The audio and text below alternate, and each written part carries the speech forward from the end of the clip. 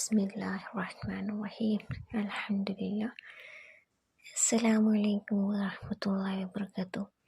ഇന്നത്തെ വിഷയം എന്ന് വിചാരിച്ചാൽ മിക്കവരും പ്രയാസം പറയുന്ന അല്ലെങ്കിൽ സങ്കടപ്പെടുന്ന ഒരു കാര്യമാണ്. നമ്മൾ ആഗ്രഹിക്കുന്ന, നമ്മൾ ഇഷ്ടപ്പെടുന്ന വ്യക്തികൾ നമ്മളെ സ്നേഹിക്കാതിരിക്കൽ. അത് ഭർത്താവോ ഭാര്യയോ അല്ലെങ്കിൽ ഉമ്മയോ അല്ലെങ്കിൽ സഹോദരങ്ങൾ തമ്മിലോ അല്ലെങ്കിൽ അമ്മായിയമ്മ, ഇങ്ങനെയുള്ള പരസ്പരം നമ്മൾ അത്രയും അടുപ്പമുള്ള ആൾക്കാർ നമ്മളോട് സ്നേഹമില്ലായ്മ കാണിക്കുന്നത് നമുക്ക് സഹിക്കാൻ പറ്റില്ല. അപ്പോൾ അവരെ സ്നേഹം കിട്ടാൻ വേണ്ടിയിട്ട് നമുക്ക് എന്താ ചെയ്യാന്നുള്ളത് അത്ഭുതകരമായ ഒരു ഖുർആൻ ആയതിനെ പറ്റി പറയാനാണ് ഇന്ന് പോകുന്നത്. അപ്പോൾ എല്ലാവരും പ്രശ്നവും ഭാര്യയ്ക്ക് ഭർത്താവിനോട് സ്നേഹമില്ല, ഭർത്താവിന് ഭാര്യയ്ക്ക് സ്നേഹമില്ല, അയൽവക്കം തമ്മിൽ, അല്ലെങ്കിൽ ഇതുപോലെ ഉമ്മ മക്കൾ തമ്മിൽ, അല്ലെങ്കിൽ അമ്മായിയമ്മ മരുമക്കൾ തമ്മിൽ, ഇങ്ങനെയുള്ള പല പ്രശ്നങ്ങളുണ്ട്.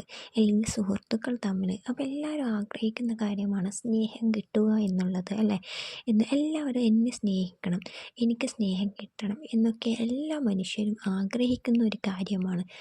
അപ്പം നമ്മൾ സ്നേഹം കിട്ടാൻ വേണ്ടിയിട്ട് നമ്മൾ പല കാര്യങ്ങളും ചെയ്ത് ആ വ്യക്തികളെ ഇമ്പ്രസ് ചെയ്യിപ്പിക്കും. അപ്പോൾ അങ്ങനെ ചെയ്യിപ്പിച്ചിട്ട് നമ്മൾ സ്നേഹം പിടിച്ചു പറ്റും. അപ്പോൾ അങ്ങനെ അതൊരു മനുഷ്യൻ്റെ ഒരു രീതിയാണ്.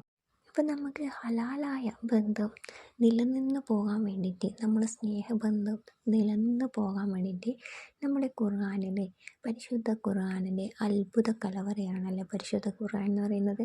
അപ്പോൾ അതിലുള്ള ഒരു ചെറിയൊരു ആയത്ത് ഓതിയാൽ തീരാവുന്ന പ്രശ്നമേ ഉള്ളൂ.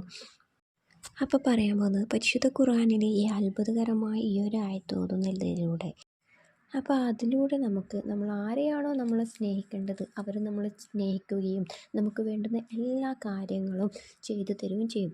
അപ്പം നീട്ടി പോകുന്നില്ല. അങ്ങനെ ആവാൻ വേണ്ടിയിട്ട് ചെറിയൊരായത്ത് അപ്പോൾ അങ്ങനെ ആവാൻ വേണ്ടിയിട്ട് ഓതേണ്ട സൂറത്തിലെ ആയത്ത് പറഞ്ഞുതരാം. സൂറത്ത് ത്വാഹയിലെ 39 ആയത്തിലെ ഒരല്പഭാഗം. അതേതാണെന്ന് ചോദിച്ചാൽ وألقيت عليك محبة مني ولتصنع على عيني. ഈ ഒരു ആയത്താണ് ഓതേണ്ടത്. ഈ ഒരു ആയത്ത് ഓതുന്നതിന് ചില നിബന്ധനകളുണ്ട്. അതും കൂടി ഞാൻ പറയാം. കൽബിൽ നല്ല നിയത്തോടു കൂടി ഓതുക.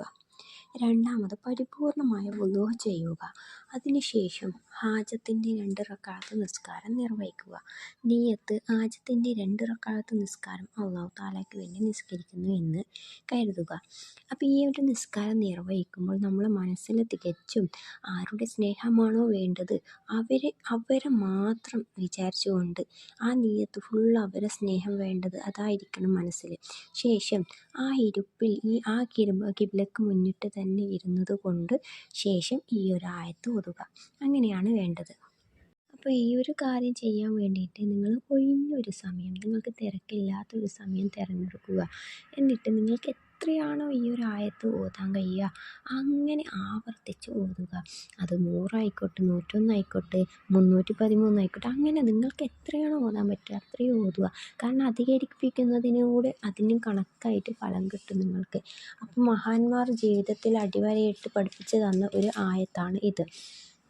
കുറഞ്ഞത് 100 ഓതാൻ ശ്രമിക്കുക. പിന്നീട് ദുആ ചെയ്യുമ്പോൾ അൽഹംദുലില്ലാഹി റബ്ബിൽ ആലമീൻ ഹംദോടുകൂടി തുടങ്ങുക. അതിനുശേഷം 2 സലാത്ത് 3 സലാത്ത് ചൊല്ലുക. അതിനുശേഷം നമുക്ക് എന്താണോ നമ്മളുടെ ആവശ്യം അത് വെച്ച് ദുആ ചെയ്യുക.